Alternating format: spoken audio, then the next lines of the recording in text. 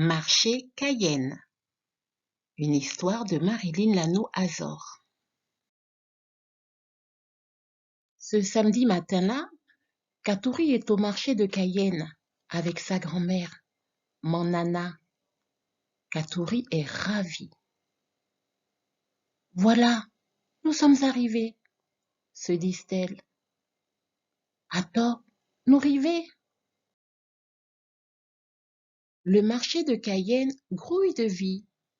Les gens viennent de toutes parts faire leurs achats, en famille ou seuls. Il règne une ambiance assez joyeuse.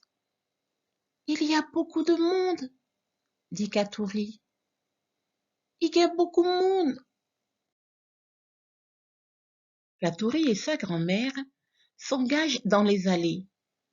Au fur et à mesure qu'elles avancent, la petite fille regarde tout autour d'elle. Elles arrivent près d'une vendeuse. Katouri la salue. Bonjour madame. La dame les accueille avec un large sourire.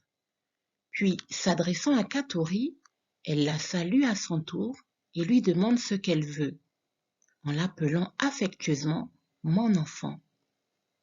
Bonjour mon petit, Aksatolé. La marchande lui montre ses belles tomates, mais la petite fille regarde tous les fruits attentivement, puis demande une grappe de quenette. Moulez une grappe quenette, s'il vous plaît. À l'aide de son couteau, la marchande sépare une belle grappe et la donne à Katouri. Cela fait 3 €. Une fois servie, Mamie Nana paie la vendeuse, récupère sa monnaie, puis la remercie. Chembe Usumake, Nuka Ale, Grimessi. Au moment où elle se dirige vers un autre marchand, des enfants bousculent mon nana et poursuivent leur chemin. Katouri dit à sa grand-mère de faire attention, puis rouspète mécontente et crie aux enfants de cesser de courir ainsi. Banga, mon nana, laisse courir comme une fou, même. Une fois remise de sa frayeur, la mamie de Katouri commande au vendeur. Il nous faut quelques bananes jaunes, monsieur.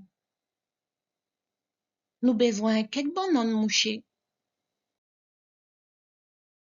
Mais Katouri voudrait aussi des bananes pour le dessert. Elle tire alors doucement la robe de sa grand-mère. Elle la regarde avec ses grands yeux et lui dit « Mon nana, s'il vous plaît, prends des strobakov pour moi. » Le vendeur choisit parmi ses meilleurs fruits. Puis, après les avoir pesés, il tend les bananes jaunes ainsi que celles pour le dessert et leur dit « Cela fait 10 €. » Et qu'a fait 10 €. Le marchand ayant été payé, elles poursuivent leurs achats et s'arrêtent devant un nouvel étal. Ça sent bon les épices.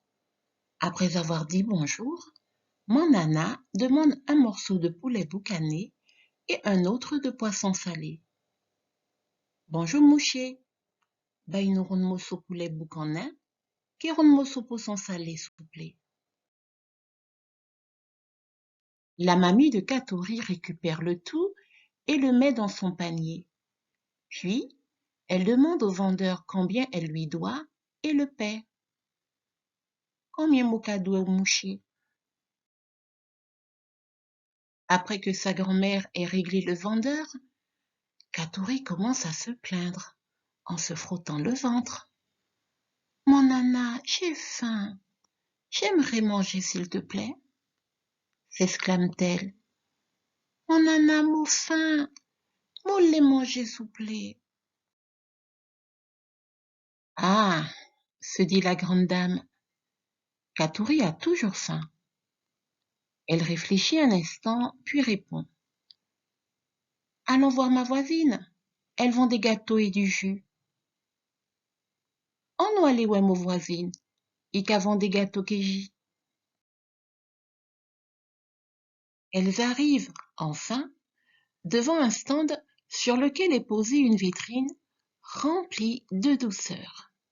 Pressé, Katouri réclame: J'aimerais un pâté au coco et un jus d'acérola, s'il vous plaît.